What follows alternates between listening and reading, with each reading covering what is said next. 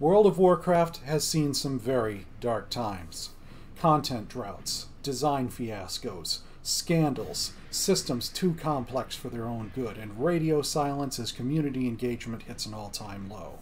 And now Final Fantasy XIV and other competitors are closing in. But I don't think this has to be the end of the story for World of Warcraft. What World of Warcraft needs is simpler systems, more content, better community engagement so that the dev teams know what will get players excited to pick up World of Warcraft again. To that end, I have invented a system of my own, a simple system that gives players huge amounts of customization, that lets developers add awesome and useful abilities without fear of spellbar bloat, giving players the ability to upgrade 3 of their spells to be something new. I'm cooking up concepts for 7 of these upgrade spells for every spec. Some of them are returning favorites, some of them are brand new. Either way, Blizzard has my express permission to use every concept I post about in these videos in the comments or on the forums. And if the Blizzard developers are too pressed for time to engage with the community, then I will. I'll get the feedback on this concept, and even if they don't take a single one of my ideas, they'll know what the players want, and most importantly, why. And they can use that to make the game better. Because I want this game better. I want WoW to last another decade.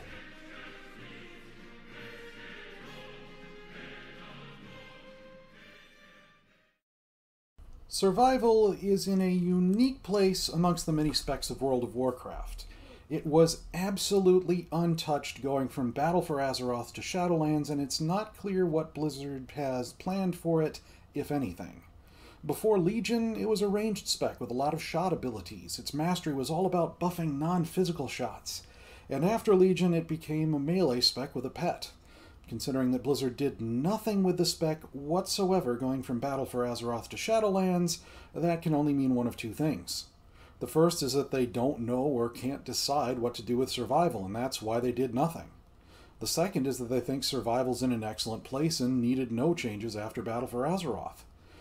That second possibility doesn't seem all that likely, given what I've seen in its class design at the moment. I mean, it's got a lot of burst multi-target damage, but the single-target damage is, lacking. I think survival deserves revisiting. Of course, even if survival is revisited, there's no telling whether Blizzard will keep it a melee spec or take it back to the days when it was a ranged weapon spec. Since Blizzard isn't openly telling us which one of these is the case, I need to be prepared for both contingencies. To that end, I'm putting in the extra effort in designing 2 different sets of upgrades.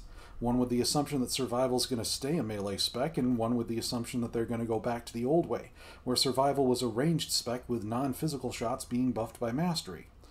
Of course, in order to do that, in order to create a system of upgrade abilities for a spec that doesn't exist, I need to actually put in the time to make that spec. I need to craft a rotation from scratch, or better still, modify Survival's design in a way that pays respect both to what it is now and to what it was before Legion.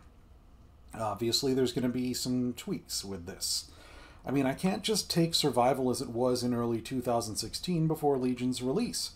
I need to somehow hybridize it. There are changes to Survival's kit that ought to stick around. For example, Wildfire Bomb would actually be a perfect ability for a new ranged Survival's kit. Anyhow, for starters, Cobra Shot used to be a cast time nature damage shot that produced focus, basically a non-physical version of Marksmanship's Steady Shot ability, but nowadays it's a focus-consuming instant shot that deals physical damage and it's beast mastery only. Considering that Kill Command is the main focus-generating ability for Survival today, I will need to replace it with something like what Cobra Shot was before.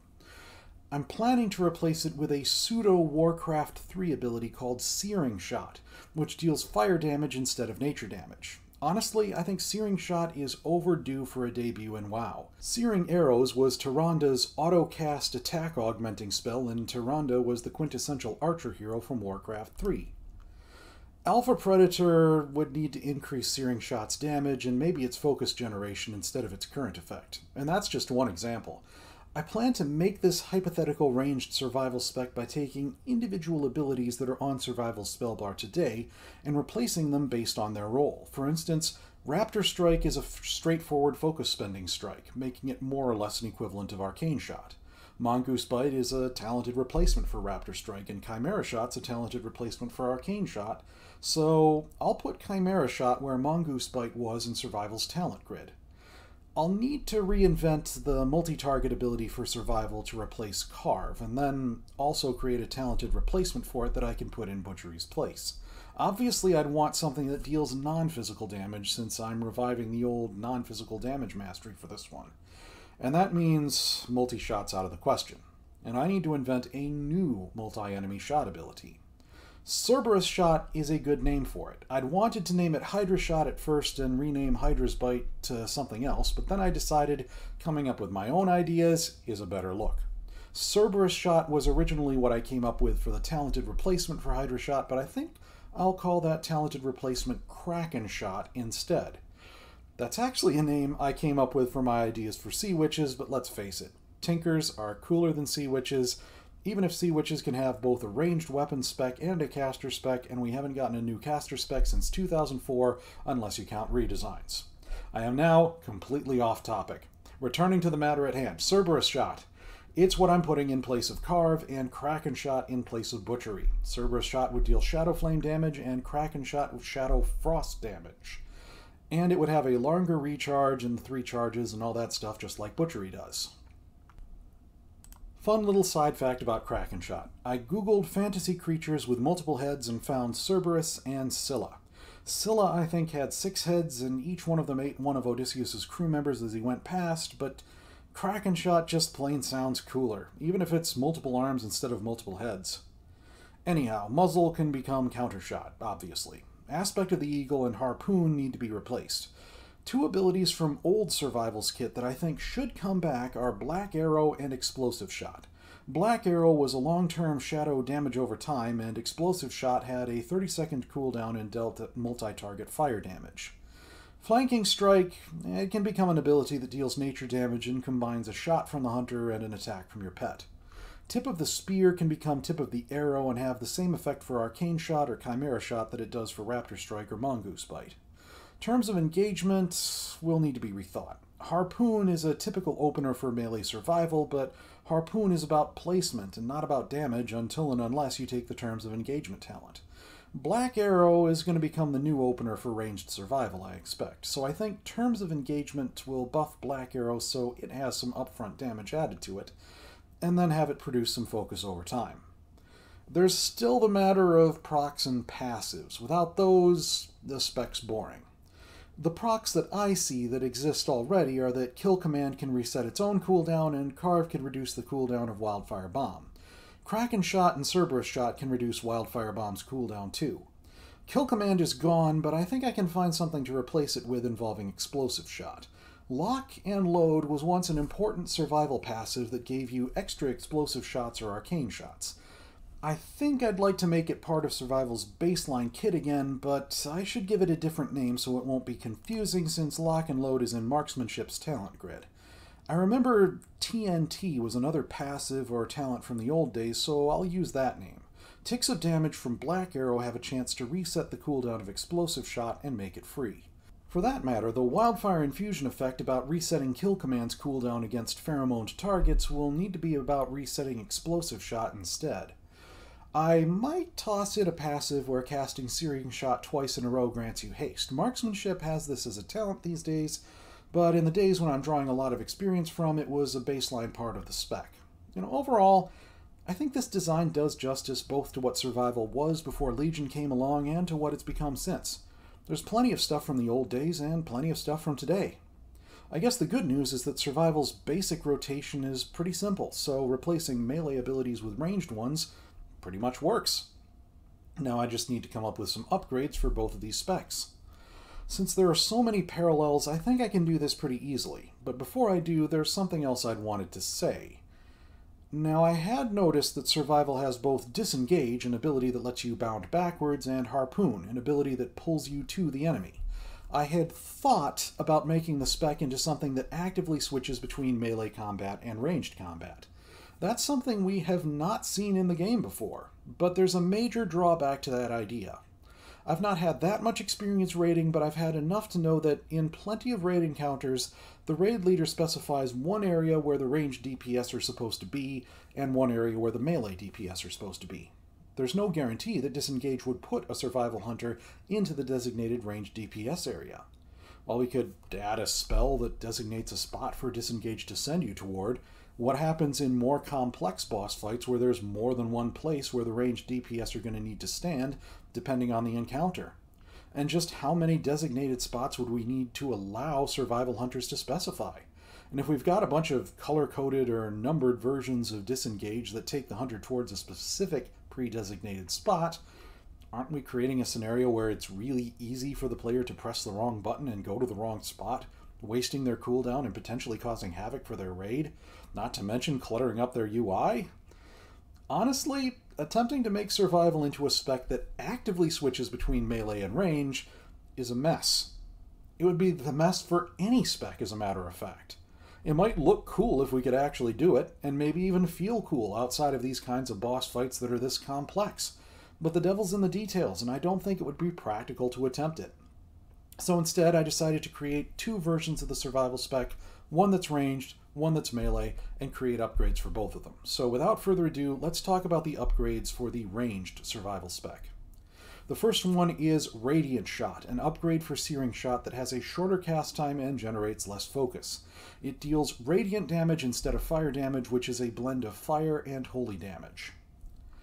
The second upgrade is Shadow Spell Shot, an upgrade for Black Arrow that deals a blend of shadow and arcane damage. It lasts shorter and has a shorter cooldown, but it deals more damage. The third one is Taser Shot, an upgrade for Explosive Shot that deals more damage, but is a single target Nature School damage over time. The fourth upgrade is Emerald Sting, an upgrade for Serpent Sting that lasts longer but costs more focus and has higher initial damage. The fifth upgrade is Silencing Shot, an upgrade for Wailing Arrow that affects a single target and has a shorter cooldown and more damage. The sixth upgrade is Browbeat. It's an upgrade for Intimidation that incapacitates instead of stunning, but has a shorter cooldown and a longer duration. It also disengages your and your pet's auto attack. The last upgrade is Frost Trap, an upgrade for Tar Trap that deals frost damage while enemies stand in the ice. Frost damage ticks have a chance to reset the cooldown of Explosive Shot or Taser Shot. Now for the thinking. First of all, I've noticed that at varying times throughout World of Warcraft's history, hunters have had access to more types of damage than nearly any other class. Fire, arcane, nature, frost, shadow, physical, obviously. Hunters have had all of these. The one thing they have never had is holy. So, why not? I went with a trade-off involving a shorter cast time and less focus. My first guess was more damage for less focus, but then I glanced through the forums and saw a complaint that Steady Shot felt like it was taking too long to cast. So I went with the shorter cast time instead. It's still a semi-educated guess at what's a good trade-off in the end, though. For all I know, it's more appealing to offer a focused builder option that's got more focus and less damage, or more focus and a longer cast time. I'm hoping for feedback on this, and on everything else for that matter. At first, I'd wanted to mix in more frost damage. The only frost damage ability right now is Chimera Shot. I suppose focusing too much on damage type isn't something that makes as much sense today as it did during vanilla, but oh well. But then I realized one of the few combinations of damage that I don't have anywhere is Shadow plus Arcane, so I switched to Shadow Spell damage. A shorter cooldown and a shorter duration mean more global cooldowns are spent refreshing it overall, but I suppose that won't be too awful if it's a difference like 30 seconds versus 24 or something like that. But there's a confession that I need to make about Silencing Shot. When I saw Wailing Arrow on the list of hunter abilities on Wowhead, I assumed that it was simply a new utility ability that had recently been added to hunters' kits. I had no idea that it was specifically attached to Sylvanas' legendary bow. But you know what? Blizzard has done things like this before. They've given players new spells, or I should say spell ranks, as drops from high-end content, and then when the next expansion came out, they baked those new spell ranks in as trainable baseline. So maybe, just maybe, they'll take Wailing Arrow and make it a new baseline ability. If not, well, maybe Silencing Shot can upgrade Counter Shot instead. But anyhow, Silencing Shot was an ability that used the exact icon that Wailing Arrow has today. I figure being able to trade multi-target damage utility for a single target has its positive aspects. Though, I am going to need a new icon. Again, if my assumption that someday all hunters will have Wailing Arrow is an incorrect assumption, this can work by upgrading Counter Shot and just having a straight-up silence, probably with 0 damage, which is a little sad. The original Silencing Shot in the Burning Crusade had some damage attached to it after all. Browbeat was me running low on ideas, which isn't all that surprising. Arcane Shot, Wildfire Bomb, and Cerberus Shot are already being upgraded by talents, so my policy is not to touch them. I figure the ability to crowd control an enemy quickly and with a longer duration might have its uses. And for a while I was going to call Serpent Sting's upgrade Scorpid Sting, and then I did the thing that I should have done at the beginning and checked the PvP talents. And you kind of already have Scorpid Sting. So instead, I picked something else that's green for the name. My first thought was to make it so that it would last shorter and do more DPS, but then I realized that was a little bit too similar to Shadow Spell Shot, and in too much danger of becoming a must-have. So instead, I made the trade-off more focus cost for longer duration and more initial damage. Then I got the idea to make a single target upgrade for Explosive Shot. It is a multi-target spell, after all. Taser Shot was what I came up with, and I bet it'll look interesting. Of course, effects that reset the cooldown of Explosive Shot also reset Taser Shot's cooldown. Then I decided to upgrade a trap. Basically, Tar Trap does what Frost Trap used to do, so I decided to add a damage component and see if anyone thought it was worth looking into. Probably it will be, considering the chance to proc TNT. Looking back at these upgrades, I see that very few of these could even be considered upgrades to multi-target damage. Emerald Sting with Hydra's Bite could be, Frost Trap could be, Radiant Shot might boost your overall DPS with the right talents. Maybe this is because so many abilities are already multi-target for survival, so maybe it's okay that these are almost entirely single-target. I could change Shadow Spell Shot to Shadow Spell Salvo and make it a multi-target ability if needed. Or I could give Radiant Shot a multi-target component in theory. It all depends on what kind of feedback I get. There is an upgrade I'm keeping in my back pocket, Aspect of the Wolf. It's an upgrade for coordinated assault, and I actually cooked it up for the melee version of survival when I ran out of ideas. If I'm told to put it in with these, I will. It upgrades coordinated assault so that for the next 20 seconds, you and your pet's single target damage abilities apply a bleed to the target that deals 30% of your ability's damage to the target over 10 seconds with a 2-minute cooldown. Again, this was intended to be more of a single target buff. That was the thinking anyway. Now, when I started out with these upgrade concepts, I went ability by ability, not purpose by purpose, if you see what I mean. I asked myself, which abilities exist in this specs kit that I can give an upgrade to? And when I created upgrades based on which abilities I could upgrade, I often aimed for something that I thought looked or sounded cool. Almost always I wanted the upgraded ability to feel at least a little bit different from the original. Often I tried to create some kind of trade-off, making the upgrade situationally useful based on things like the number of targets affected or having a stronger effect with a longer cooldown, things like that. Rarely did I upgrade the same ability more than once for the same spec, but while I was putting together each spread of upgrades, what I didn't do, and what I probably should have done in retrospect, was to figure out what goals a player would have while they're looking at a list of upgrades, and then make sure upgrades exist in the spread that allow the player to pick upgrades that help them achieve those goals. In my next iteration, I plan to have that design goal in mind, to consider what the player wants to accomplish and how they could accomplish it with the upgrades. I strongly suspect that in this next iteration, there will be a lot more cases where I upgrade the same ability in 2 or more different ways. That will give players more options, and since that's going to be the goal with goal-oriented design, who knows? I might even have 3 different upgrades for the same ability in the end.